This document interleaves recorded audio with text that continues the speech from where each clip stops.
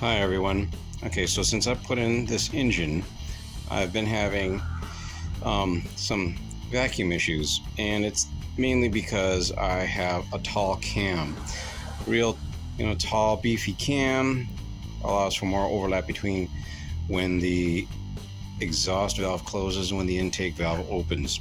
And so as such, the engine does not produce enough vacuum or sufficient vacuum at idle in order to operate a lot of the accessories, such as the cruise control, which is down here. There we are. Such as the cruise control, as well as some of the AC and the booster. Now, I've been having problems with the brake booster, and I was thinking it was the just this vacuum issue, but anyway, long and short of it is, I think the rear seal on the booster is a goner. I did some diagnosis, and so that seemed to be what the issue is. Now, this is for what is called a Malaise era car. This particular car is a 1974 Chevy Monte Carlo. The Malaise era went from 73 to 77. There may be some overlap, but nevertheless, one of the issues with these boosters is they've been completely discontinued. They are made of unobtainium, and so you have to get the one you have rebuilt or rebuild it yourself. Anyway, in the manual it says that you can simply disconnect the master cylinder and sort of move it out of the way in order to remove the big booster. And so one of the things on the back of on the mount where it attaches to the firewall, there's a bolt hole on that mount. And as I'm taking this apart, I've learned that this bolt hole, see if you can see where it goes to, dang it, there, I think you might be able to see it, maybe from over here. Boy, this is just, this is really, oh wait, we are, maybe from right this angle here, be able to see it maybe there. Okay, let me steady this. I don't know if it'll focus. Nevertheless, there's a bolt down there on the mount, and that bolt holds the a bracket for the brake lines, as you can see. Well, hopefully you can see. So in the process of me taking out this this booster, what I'm going to do is what I did do is first remove the master cylinder without actually disconnecting. This says you can do this in the manual. And I went and I checked to make sure there's no leak coming from the back of the master cylinder. So the seal on the master cylinder is fine. Importance of that is, if there's a leak and brake fluid leaks into the booster, the brake fluid will compromise the diaphragm and other internal parts of the booster. And so your new booster will will go bad fairly quickly if you have a leak back there. And I have already made my sacrifices to the deities of automotive repair that I do not have a leaky master cylinder. So my next thing is I'm going to disconnect that bracket. Then I'm going to go inside to disconnect the plunger from the brake pedal, or the rod from the brake pedal, the actuator rod. Then I'll be removing the booster. So hopefully this will be useful to those of you with G3s or third generation or Malaise era cars that have to encounter this. All right, so here we can see the pin and the rod. Now, one of the things that, as I bump the camera, when I try to remove this rod from here, it doesn't want to slide all the way off. So I'm going to need to take off a couple of the bolts from the booster mount and then sort of tip it or pivot it one direction, so that way I can get this rod off of the brake pedal. So let's see about getting that. I bumped the camera again. So I could not find a good angle to set this camera to have you watch me do this. Disconnect the rod from the pedal. Now, one other thing, that you have two options on this next part. As soon as that pedal is disconnected, your brake light's going to come on. And so I chose to just simply put a bungee cord and attach it to the steering column. Kept the brake pedal up. The other option is to just disconnect the negative terminal on the battery.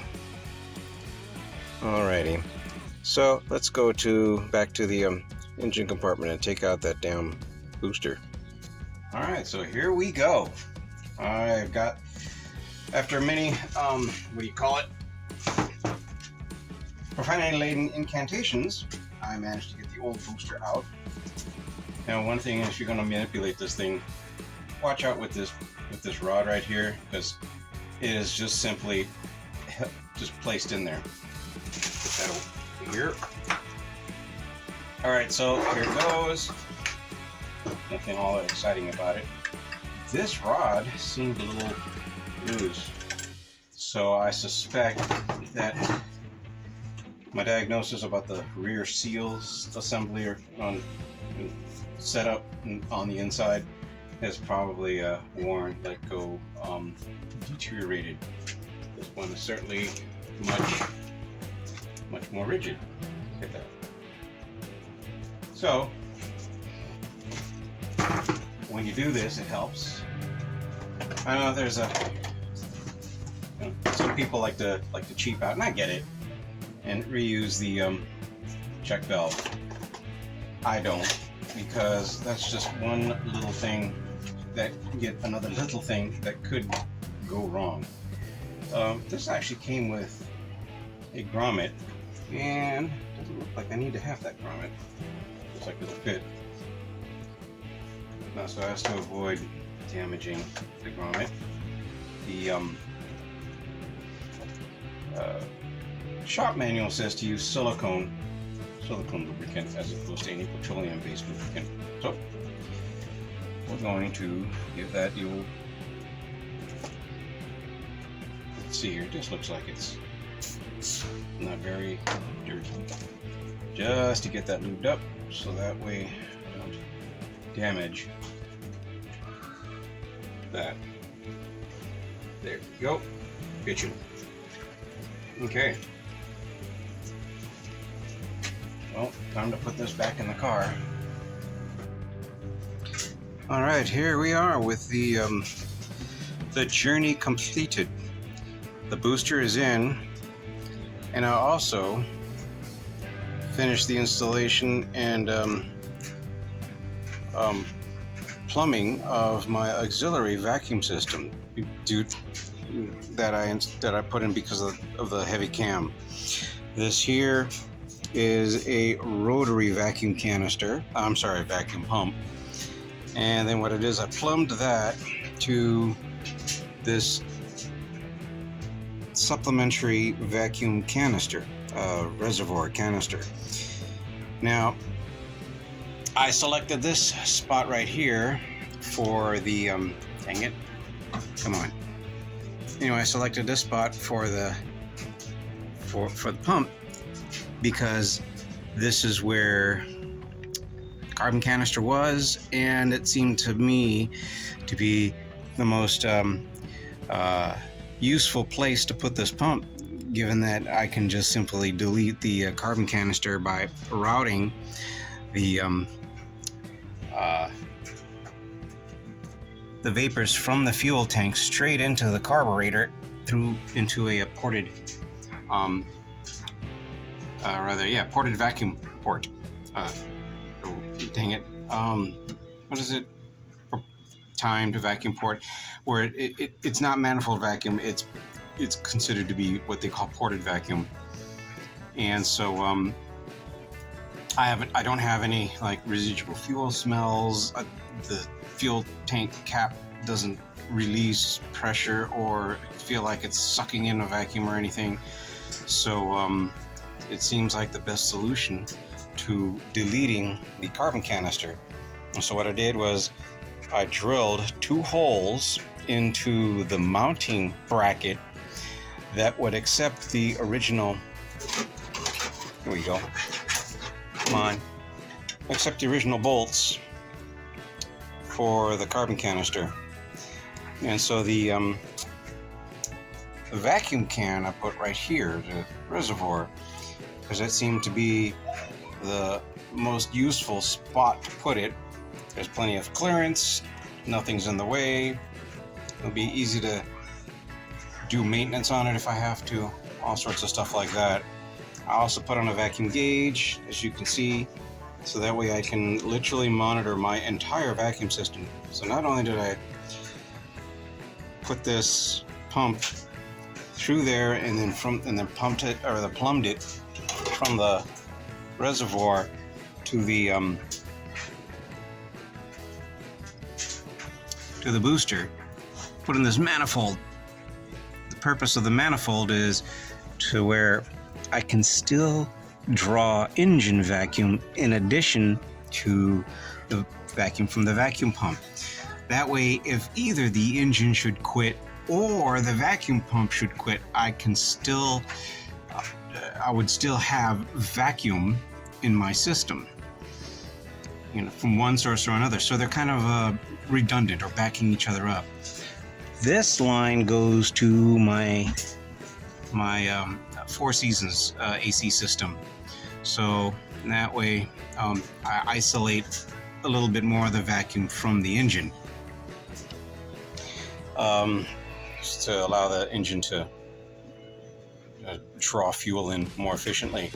I did the same thing with the cruise control unit. I'm pulling vacuum out of the canister up into the cruise control unit, and so that way when I'm cruising down the highway and it wants to climb a hill, the engine doesn't have to struggle trying to generate vacuum with that big cam. It's just drawing vacuum straight from the canister, which is getting it from the pump. And so finally, the way I wired it in, you can't really see it. It's hard to show, but way back when I got this car, one of the first things I did was to get rid of the 2-barrel manifold system, and I went to a wrecking yard and I got a 4-barrel carburetor manifold, and then what was left over was the wire that powered the idle stop solenoid. So 38 years ago, I figured I'll just set that aside. Maybe I might find it useful someday. And here we are 38 years later, and I wired it up to the pump, because the instructions say it should be a switched ignition, or ignition switched kind of a power source. They have their reasons, things like, well, if you turn it on, full power all the time, well, then you may eventually drain your battery, because there's always going to be some kind of seepage from somewhere at some point. As you can see, if you noticed from earlier in the video, the vacuum is kind of seeping from somewhere. Don't know where, but it seems to be just plain seepage. And so what I did was I used that idle stop circuit to power this. Well, actually, not directly, because the idle stop circuit is it's fused at 10 amps and the wire is only 20 gauge. So what I did is I wired it into a power relay, and I put high or a very low gauge, very thick gauge wire onto that power relay that is powering the pump. The pump wants to have the circuit that comes with the pump is fused at 15 amps. So I made sure that I had a nice hefty power supply for this pump. Now I know what you're thinking, is it noisy and so on and so on. Well, so here we go. Let me see if I can set this up. I'm going to turn on the pump simply by turning on the engine, and see if you can hear this. Come on, steady. Alrighty, here it goes.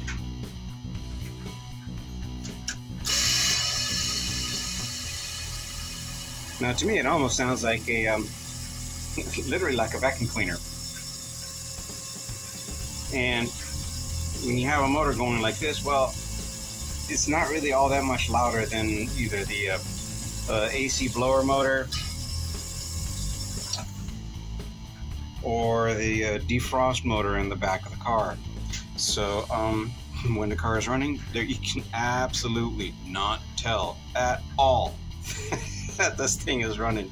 I've heard people complain, oh, well, it's noisy. I can understand the piston style of pump, but this one, yeah, not noisy at all. At least that's my opinion. So there you have it. I know I didn't show you how I plumbed all this stuff up, you know, and I figured I would save you the I don't know, having to endure my uttering profanity-laden incantations as I go through this whole process. But in any case, there you have it.